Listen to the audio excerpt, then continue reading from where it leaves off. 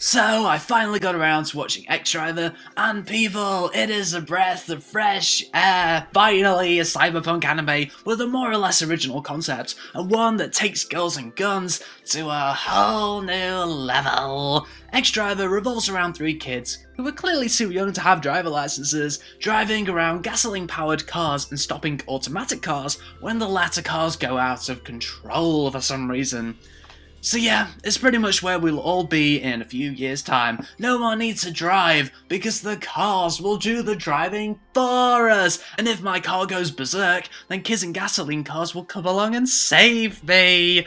It's a very interesting setup, because especially in 2015, we all seem to be moving towards a world where technology does a lot of the work.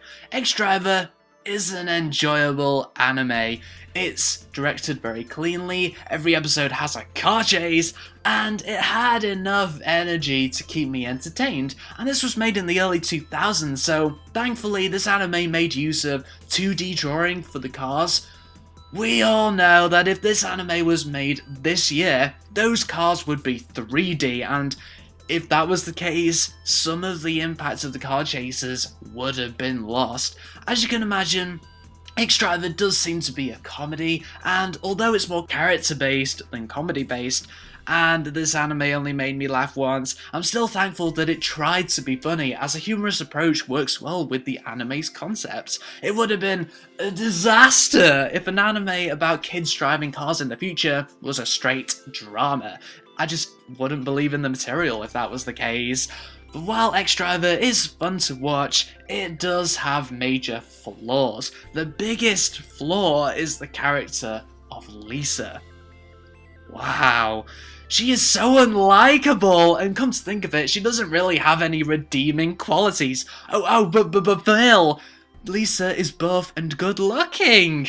I noticed that, but I don't care because it's hinted in episode 1 that Lisa wears so few clothes because of her pride in being thin. How is that gonna make me like her? The series has 3 drivers, and there were ample times to make Lisa appreciate having a team, but nope, whenever a new teammate joins up with her, she sees them as a threat to her pride rather than an opportunity to develop her teamwork skills. That's terrible! Lisa is a selfish brat. And it was so painful for me personally because Lisa constantly reminded me of someone I used to know in real life who was just as selfish. Yes, Lisa does pay the price of being so egotistical. I mean, guys don't get attracted to her, they instead get attracted to her kinder teammate Lorna, but Lisa never learns anything from that and she never changes for the better.